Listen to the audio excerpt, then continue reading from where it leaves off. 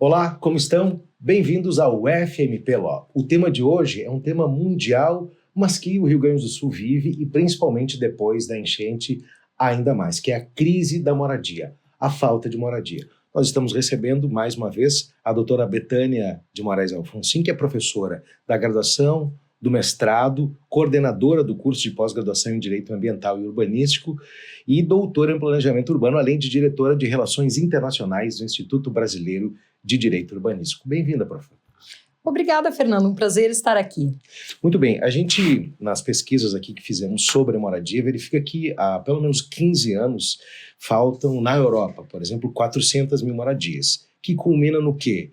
Num protesto recentemente na Espanha, em que os locais jogando água, né, com pistolas que é significativo, uma arma jogando água num turista. Por quê? Porque está faltando moradia. Então é um déficit lá de 400 mil moradias.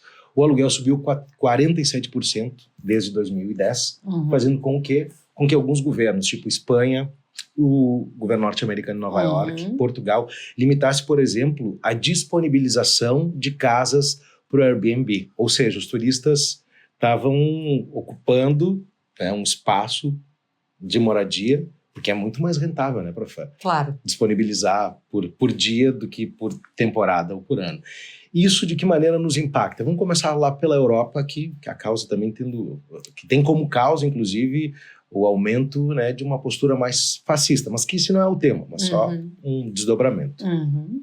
Então, Fernando, acho que a gente aborda nesse FMP Talks um problema que realmente é internacional, e a ONU estima que há 1 bilhão de pessoas no mundo que sofrem com o tema da moradia, ou por não terem onde morar, ou então por morarem em assentamentos muito precários, né? Então, realmente é um problema que atinge a Europa, mas também as Américas, né, de forma muito significativa. O tema das plataformas, né, como o Airbnb, ele agrava muito esse problema. Aqui no Brasil, a gente tem, Fernando, uma distribuição de competências na Constituição que coloca esse direito à moradia, que é um direito fundamental, como um direito que deve ser atendido de maneira comum pela União, pelos estados e pelos municípios, que têm essa competência comum de desenvolver programas habitacionais, programas de melhorias habitacionais e também as questões de saneamento básico, por exemplo, infraestrutura desses assentamentos. Como essa competência comum acaba deixando, né, vamos dizer assim, de maneira muito solta o problema, um empurra a barriga, né, o problema com a barriga para o outro e acaba que a questão da moradia fica desatendida. Por que o Airbnb agrava esse problema? Porque a plataforma, ela é muito conveniente, Fernando, e isso a gente não pode ignorar, né? Tanto para o turista, que consegue alugar uma moradia com valores mais baixos e com menos burocracia, porque é uma coisa de parceria, né? É eu e você aluga o seu apartamento para mim. E é claro que é conveniente também para os proprietários, porque você gera uma renda extra, às vezes com um quarto que você tem em casa. Mas, para quem é morador, né? Para quem precisa, por exemplo, alugar um imóvel, o Airbnb faz com que esse estoque permanente de imóveis se reduza muito, né? Porque é muito mais rentável para um proprietário colocar o seu imóvel para alugar numa plataforma, às vezes até por menos tempo do que seria numa locação, né, permanente, mas ele ganha mais dinheiro do que se ele alugar por 2 anos para você, por exemplo. Então, isso faz com que, para quem resida na cidade, seja efetivamente um vilão, né? Quando você traz esse número de 47% de incremento nos aluguéis, eu acredito. E acho que aqui, como você mencionou, em função da enchente aqui, especialmente no estado do Rio Grande do Sul, isso esteja sendo um complicador, né? Acho que a gente vai ter, já está experimentando, né, um aumento muito razoável e uma diminuição do estoque de moradias disponível, o que coloca um desafio enorme para o poder público, né? Que vai ter que atender mais de 10 mil pessoas, alguns estimam em 20 mil pessoas, que estão com problema de acesso à moradia por terem perdido a sua moradia durante a enchente, né? Sim. Então, acaba sendo um problema bastante grave. Ainda sobre as plataformas, individualmente, é boa, tanto para o proprietário como foi... Só turista. Que no coletivo, acabou se tornando um problema coletivo. Um ganho individual para as duas partes, mas coletivamente se tornou ruim. Exato. E aí fere também, com essa proibição de, tu não pode alugar o teu imóvel, acaba ferindo um direito fundamental da pessoa fazer o que quiser com o seu imóvel, né, professor? Sim, a gente tem aí realmente um conflito, né, de interesses e de direitos, né? A liberdade econômica, né, por um lado, do proprietário de poder, enfim, né, utilizar o seu patrimônio, né, para gerar rendas, é um dos direitos de propriedade, é poder fruir da coisa, inclusive, com esses frutos civis.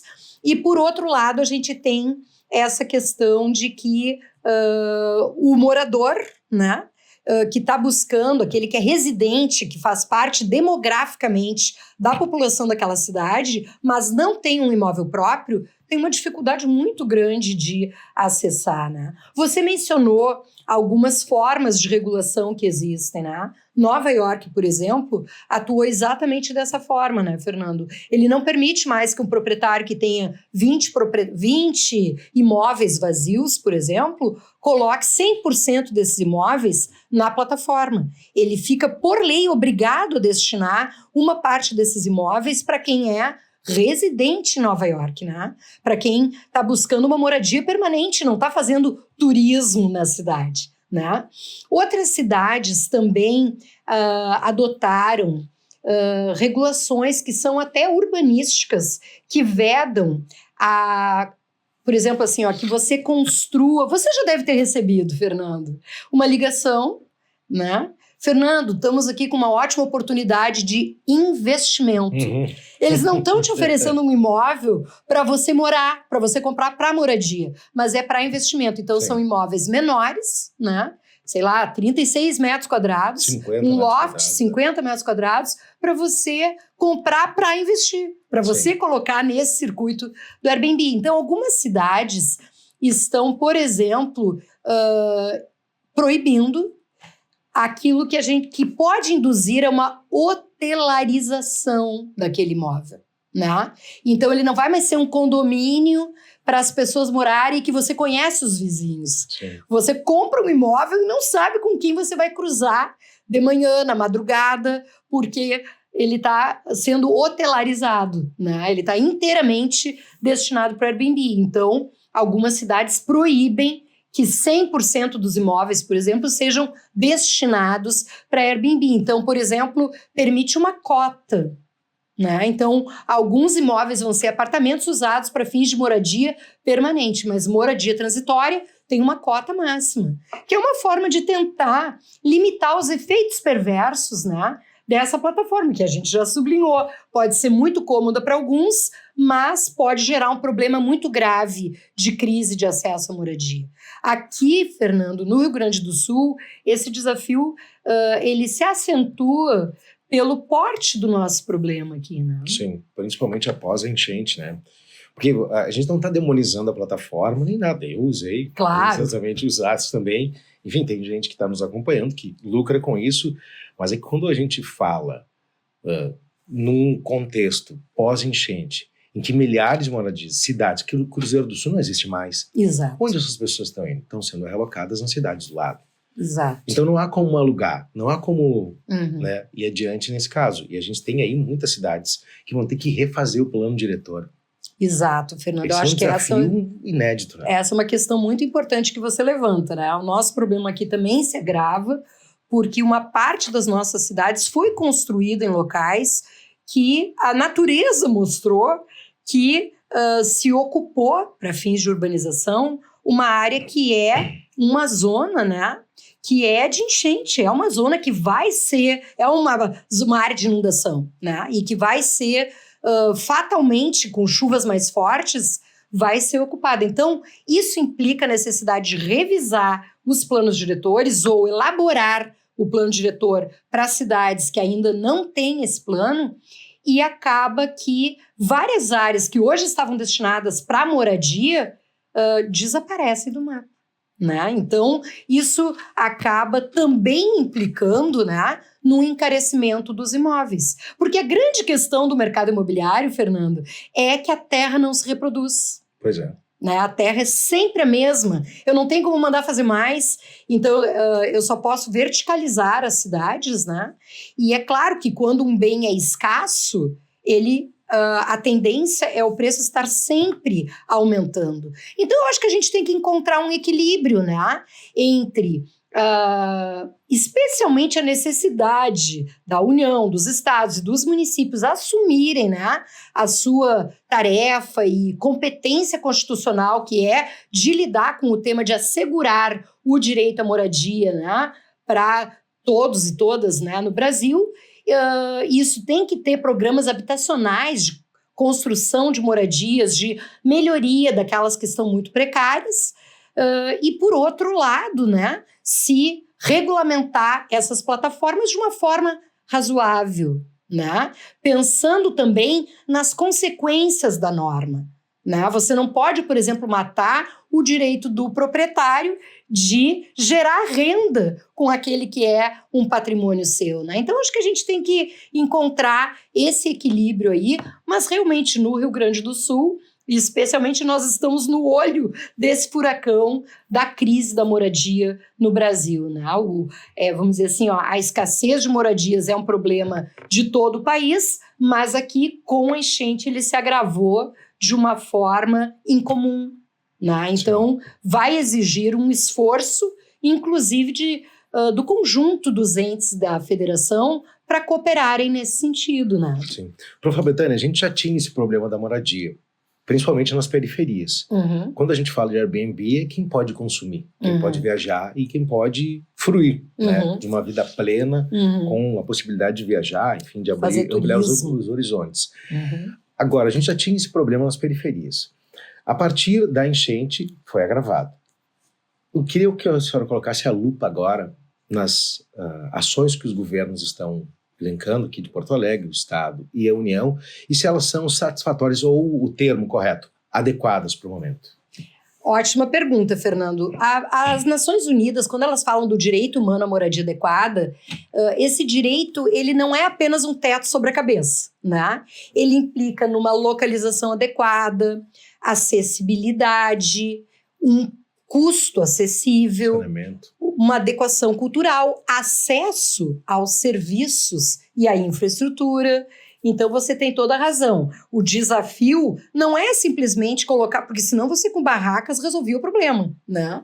O desafio é garantir a essas pessoas que essa moradia seja uma moradia adequada nos padrões ONU. Né? Ou seja, que elas tenham, por exemplo, acesso aos serviços públicos de saúde, de educação, às vezes até laços que a pessoa criou na comunidade onde morava originalmente, né? E que implicam matrícula dos filhos no colégio, espaços de emprego, geração de renda que são naquela região. Então, é claro que a gente tem vários programas que podem ser desenvolvidos. Desde programa Minha Casa Minha Vida, que parece que a União já anunciou, parece não, a União já anunciou que o Rio Grande do Sul vai ser beneficiado, né, com milhares de unidades desse programa, mas a gente também tem que pensar, Fernando, em articular a política habitacional com a política urbana como um todo. Vou te dar um exemplo. Aqui em Porto Alegre, o IBGE anunciou que no censo de 2022, Porto Alegre teve um aumento de 21% dos imóveis vazios em relação a 2010. O estoque que você tinha em 2010 aumentou em 21% em relação a 2022, que é quando o censo foi realizado. Isso pode refletir o fenômeno da plataforma Airbnb, a destinação de alguns imóveis para essa plataforma, né? Ou seja, a moradia ali vai ser eventual. No centro histórico, Fernando, esse número é de 30%. Nós temos 30% de apartamentos ociosos aqui no centro histórico. O que é escandaloso quando a gente pensa que tem tanta gente sem ter onde morar nesse momento. Quando eu digo que a gente tem que articular a política habitacional com a política urbana, talvez o município de Porto Alegre possa pensar, por exemplo, em revisar o seu próprio patrimônio, né? O que nós temos aqui de próprios municipais que estão vazios? O estado do Rio Grande do Sul, né? Quantos imóveis ele tem vazios aqui no centro de Porto Alegre? Talvez possa se destinar esses imóveis para fins de moradia, né? A gente não teria um estoque tão grande se o município de Porto Alegre aplicasse instrumentos relacionados ao combate à retenção especulativa de imóveis urbanos, né? A gente tem instrumentos no Estatuto da Cidade, como, por exemplo, a possibilidade do município notificar o proprietário de um imóvel que esteja não edificado, um vazio urbano, né? Ou que esteja, Fernando, subutilizado, ou ainda que foi construído e está vazio. Você conhece, quem está nos assistindo conhece hotéis inteiros que estão lacrados aqui em Porto Alegre, vazios, né? E que poderiam estar sendo destinados nesse momento para fins de moradia. Então, instrumentos há. O direito administrativo tem a requisição administrativa, né, que é para ser utilizada quando tem um caso de perigo público iminente, e a enchente caracteriza isso, né, em que eu posso requisitar esses imóveis e indenizar a posteriori. Não precisa ser uma coisa para sempre, mas para atender provisoriamente o direito à moradia adequada dessas populações, enquanto as moradias definitivas estão sendo construídas, por exemplo, né? Então, acho que vai muito também de pensar nesse leque de instrumentos que a gente tem e que não precisa necessariamente construir novas moradias no momento de crise climática e buscar extrair da natureza madeira, areia, né? Quando a gente tem já um estoque construído, dotado de infraestrutura, em áreas muito bem localizadas da cidade, né? Então, acho que é usar um mix de instrumentos para poder atender adequadamente, e eu espero que isso aconteça. Muito bem. Algo mais a colocar, prof? Eu acho que a gente, juntos, né, a gente vai conseguir superar essa crise, mas isso, como eu disse, o que eu gostaria de sublinhar é isso, Fernanda. Eu acho que isso implica a necessidade de os governos, né, da União, do Estado, do município, compreenderem o pacto federativo e a necessidade de cooperação entre esses entes para resolver o problema, inclusive considerando a escala do problema da moradia aqui no estado do Rio Grande do Sul, nesse momento histórico. Vamos esperar, então, um lampejo, né, de união, de boa vontade, para que esses entes trabalhem juntos, porque a gente sabe que a questão ideológica e política acaba se tornando um cabo de guerra, Exato. Principalmente agora que um pleito está se avizinhando. Né? Exato. Muito obrigado pela participação aqui. Um prazer, Fernando, sempre disponível. Professora Betânia de Moraes Alfonsin, aqui da graduação, do mestrado, e que conversou conosco. Então, compartilhe esse conteúdo que me parece muito interessante nesse momento para colocar luz sobre um problema que está se avizinhando. Talvez ele possa bater logo na nossa porta. Um grande abraço e até a próxima edição do FMP Law.